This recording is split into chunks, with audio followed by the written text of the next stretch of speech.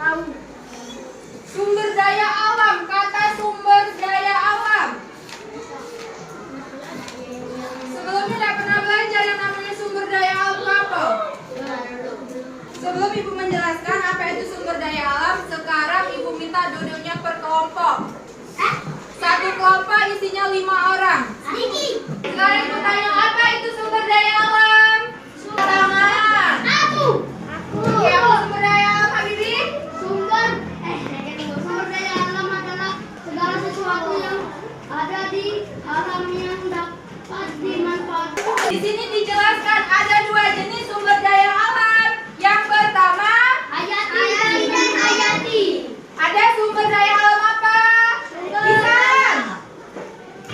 Ada 2 jenis sumber daya alam. Yang pertama, Sumber daya alam hayati. yang kedua.